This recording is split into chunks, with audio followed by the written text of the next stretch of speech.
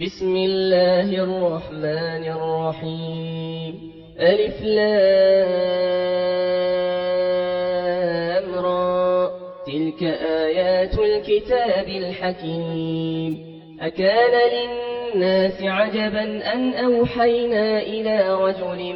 منهم أن أنذر الناس وبشر الذين آمنوا أن لهم قدم صدق عند ربهم. قال الكافرون إن هذا لساحر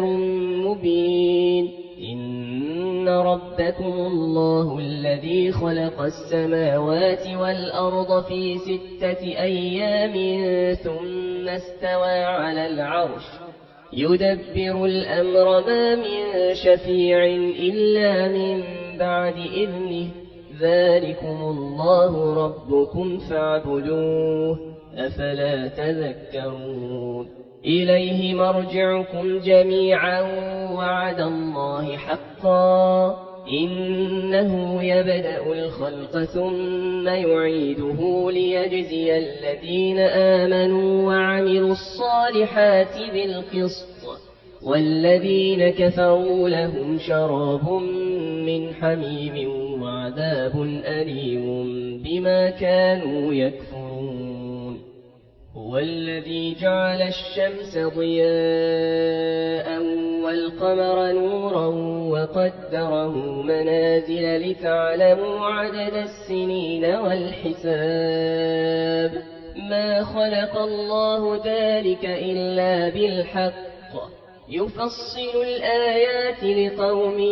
يعلمون. إن في اختلاف الليل والنهار وما خلق الله في السماوات والأرض لآيات لقوم يتقون. إن الذين لا يرجون لقاءنا ورضوا بالحياة الدنيا وطمأنوا بها والذين هم عن آياتنا غافلون أولئك مأواهم النار بما كانوا يكسبون. إن الذين آمنوا وعملوا الصالحات يهديهم ربهم بإيمانهم تجري من تحتهم الأنهار في جنات النعيم دعواهم فيها سبحانك اللهم وتحيتهم فيها سلام وآخر دعواهم أن الحمد لله رب العالمين. ولو يعجل الله للناس الشر استعجالهم بالخير لقضي إليهم أجلهم فنذر الذين لا يرجون لقاءنا في طغيانهم يعمهون. وإذا مس الإنسان الضر دعانا لجنبه أو قاعدا أو قائما فلما كشفنا عنه ضره مر كأن لم يدعنا إلى ضر مسه كذلك زين للمسرفين ما كانوا يعملون. ولقد أهلكنا القرون من قبلكم لما ظلموا وجاءتهم رسلهم بالبينات وما كانوا ليؤمنوا كذلك نجزي القوم المجرمين. ثم جعلناكم خلائف في الأرض من بعدهم لننظر كيف تعملون. وإذا تتلى عليهم آياتنا بينات قال الذين لا يرجون لقاء نأت بقرآن غير هذا أو بدله قل ما يكون لي أن أبدله من تلقاء نفسي إن أتبع إلا ما يوحى إلي إني أخاف إن عصيت ربي عذاب يوم عظيم. قل لو شاء الله ما تلوته عليكم ولا أدراكم به فقد لبثت فيكم عمرا من قبله أفلا تعقلون فمن أظلم ممن افترى على الله كذبا أو كذب بآياته إنه لا يفلح المجرمون ويعبدون من دون الله ما لا يضرهم ولا ينفعهم ويقولون هؤلاء شفعاؤنا عند الله قل أتنبئون الله بما لا يعلم في السماوات ولا في الأرض سبحانه وتعالى عما يشركون وما كان الناس إلا أمة واحدة فاختلفوا ولولا كلمة سبقت من ربك لقضي بينهم فيما فيه يختلفون ويقولون لولا أنزل عليه آية من ربه فقل إنما الغيب لله فانتظروا إني معكم من المنتظرين وإذا أذقنا الناس رحمة من بعد ضراء مستهم إذا لهم مكر في آياتنا قل الله أسرع مكرا إن رسلنا يكتبون ما تمكرون هو الذي يسيركم في البر والبحر حتى إذا كنتم في الفلك وجرين بهم بريح طيبة وفرحوا بها جاءتها ريح عاصف وجاءهم الموج من كل مكان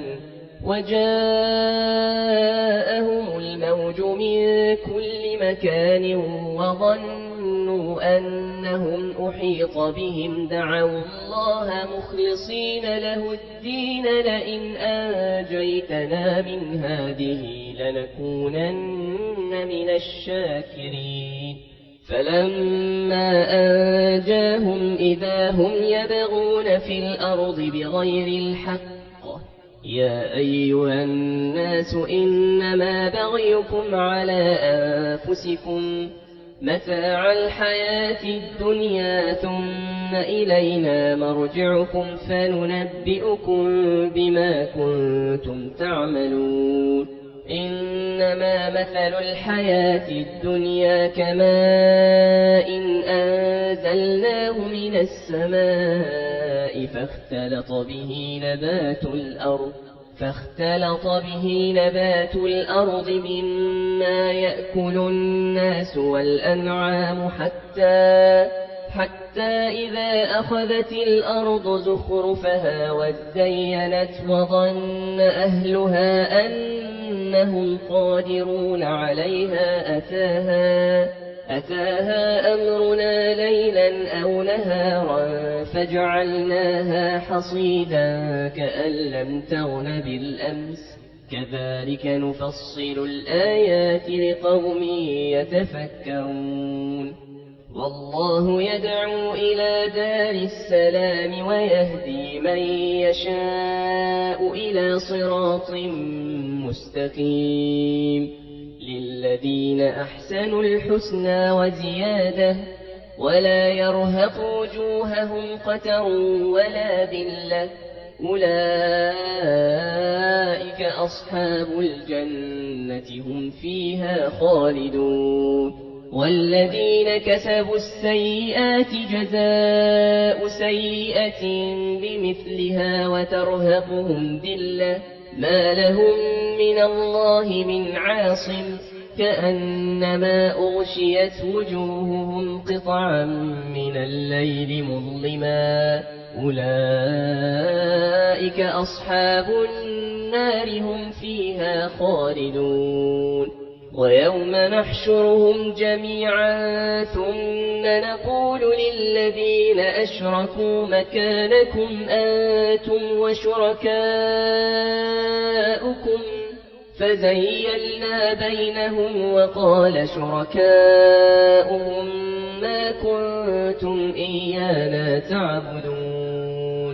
فكفى بالله شهيدا بيننا وبينكم إن كنا عن عبادتكم لغافلين هنالك تبلو كل نفس ما أسلفت وردوا إلى الله مولاهم الحق وضل عنهم ما كانوا يفترون قل من يرزقكم من السماء والأرض أم من يملك السمع والأبصار ومن يخرج الحي من الميت ويخرج الميت من الحي ومن يدبر الأمر فسيقولون الله فقل أفلا تتقون فذلكم الله ربكم الحق فماذا بعد الحق إلا الضلال فأنى تصرفون كذلك حقت كلمة ربك على الذين فسقوا أنهم لا يؤمنون قل هل من شركائكم من يبدأ الخلق ثم يعيده قل الله يبدأ الخلق ثم يعيده فأنى تؤفكون قل هل من شركائكم من يهدي إلى الحق قل الله يهدي للحق أفمن يهدي إلى الحق أحق أن يتبع أم من لا يهدي إلا أن يهدى فما لكم كيف تحكمون وما يتبع أكثرهم إلا ظنا إن الظن لا يغني من الحق شيئا إن الله عليم بما يفعلون وما كان هذا القرآن أن يفترى من دون الله ولكن تصديق الذي بين يديه وتفصيل الكتاب لا ريب فيه من رب العالمين أم يقولون افتراه قل فأتوا بسورة مثله وادعوا من استطعتم من دون الله إن كنتم صادقين بل كذبوا بما لم يحيطوا بعلمه ولما يأتهم تأويله كذلك كذب الذين من قبلهم فانظر كيف كان عاقبة الظالمين ومنهم من يؤمن به ومنهم من لا يؤمن به وربك أعلم بالمفسدين وإن كذبوك فقل لي عملي ولكم عملكم أنتم بريئون مما أعمل وأنا بريء مما تعملون ومنهم من يستمعون إليك أفأنت تسمع الصم ولو كانوا لا يعقلون ومنهم من ينظر إليك أفأنت تهدي العمي ولو كانوا لا يبصرون إن الله لا يظلم الناس شيئا ولكن الناس أنفسهم يظلمون ويوم يحشرهم كأن لم يلبثوا إلا ساعة من النهار يتعارفون بينهم قد خسر الذين كذبوا بلقاء الله وما كانوا مهتدين وإما نرينك بعض الذين نعدهم أو نتوفينك لنبعثنك فإلينا مرجعهم ثم الله شهيد على ما يفعلون ولكل أمة رسول فإذا جاء رسولهم قضي بينهم بالقسط وهم لا يظلمون ويقولون متى هذا الوعد إن كنتم صادقين قل لا أملك لنفسي ضرا ولا نفعا إلا ما شاء الله لكل أمة أجل إذا جاء أجلهم فلا يستأخرون ساعة ولا يستقدمون قل أرأيتم إن أتاكم عذابه بياتا أو نهارا ماذا يستعجل منه المجرمون أثم إذا ما وقع آمنتم به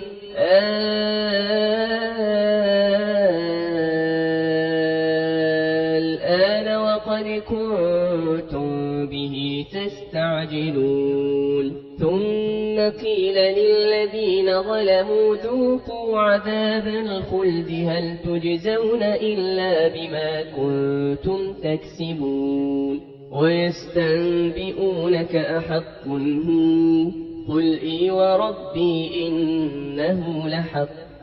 وما أنتم بمعجزين ولو أن لكل نفس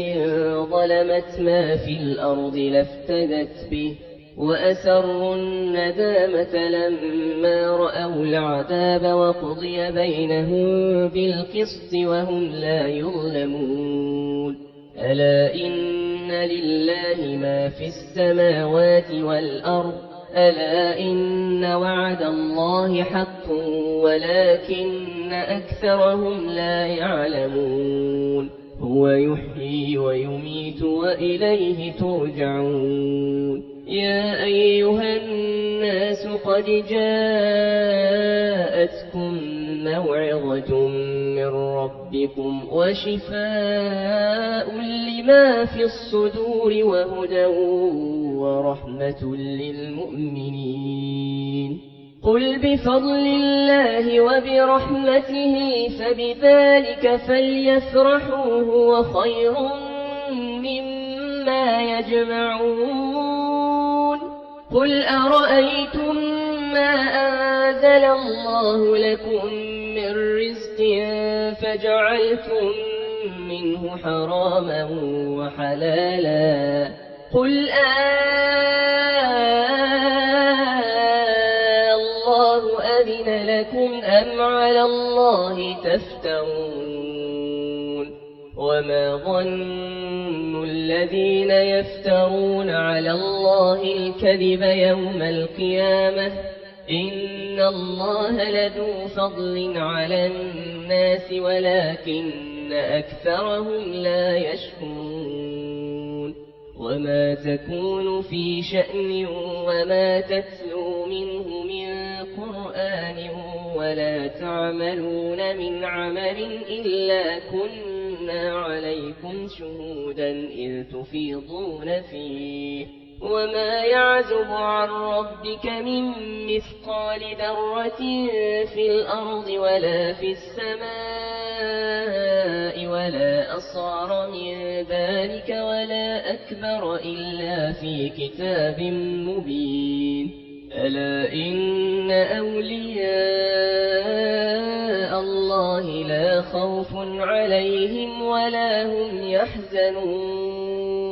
الذين آمنوا وكانوا يتقون لهم البشرى في الحياة الدنيا وفي الآخرة لا تبديل لكلمات الله ذلك هو الفوز العظيم ولا يحزنك قولهم إن العزة لله جميعا هو السميع العليم ألا إن لله من في السماوات ومن في الأرض وما يتبع الذين يدعون من دون الله شركاء إن يتبعون إلا الظن وإن هم إلا يخرصون هو الذي جعل لكم الليل لتسكنوا فيه والنهار مبصرا إن في ذلك لآيات لقوم يسمعون قالوا اتخذ الله ولدا سبحانه هو الغني له ما في السماوات وما في الأرض إن عندكم من سلطان بهذا أتقولون على الله ما لا تعلمون قل إن الذين يفترون على الله الكذب لا يفلحون متاع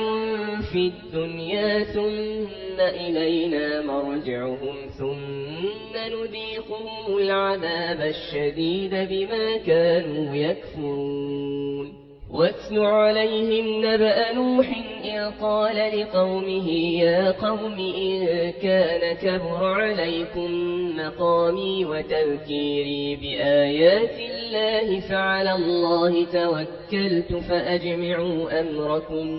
فأجمعوا أمركم وشركاءكم ثم لا يكن أمركم عليكم غمة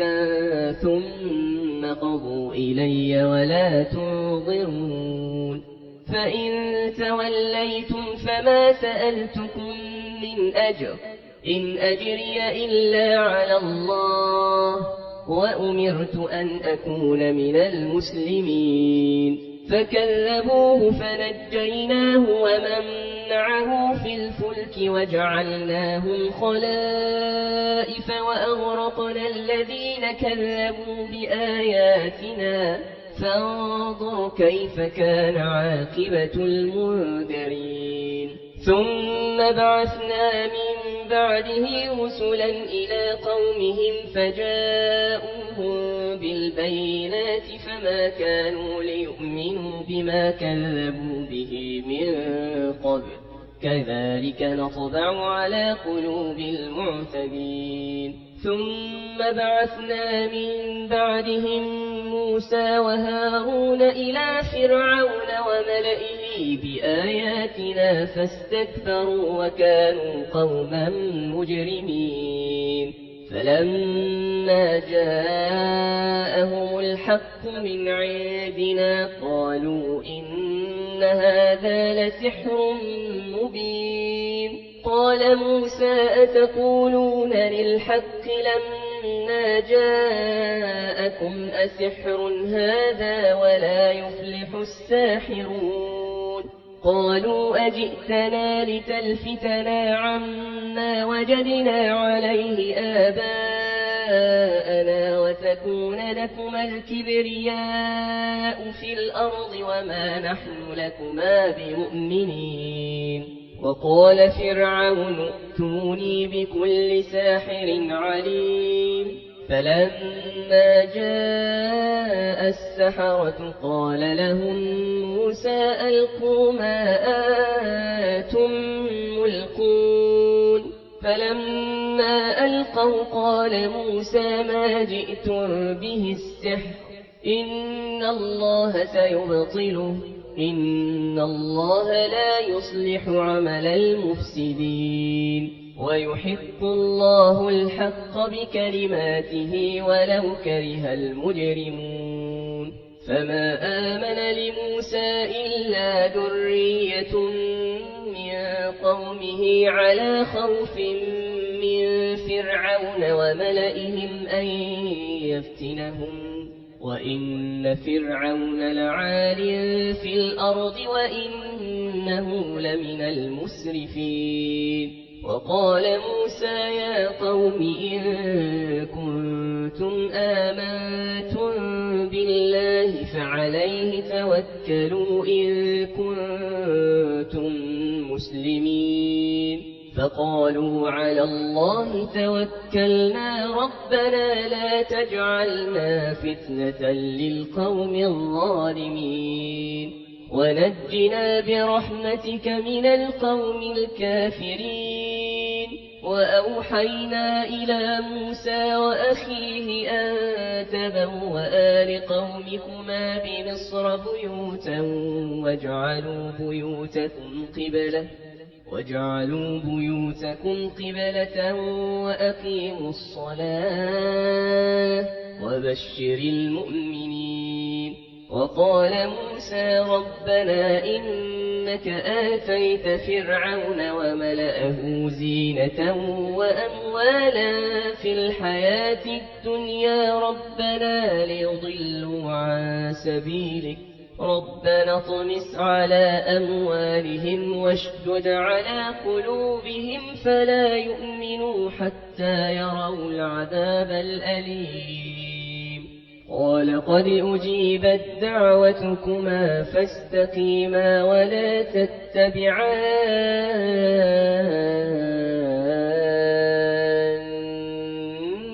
سبيل الذين لا يعلمون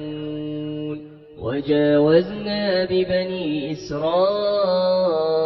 البحر فأتبعهم فرعون وجنوده بغيا وعدوا حتى إذا أدركه الغرق قال آمنت أنه لا إله إلا الذي آمنت به بنو إسرائيل وأنا من المسلمين الآن وقد عصيت قبل وكنت من المفسدين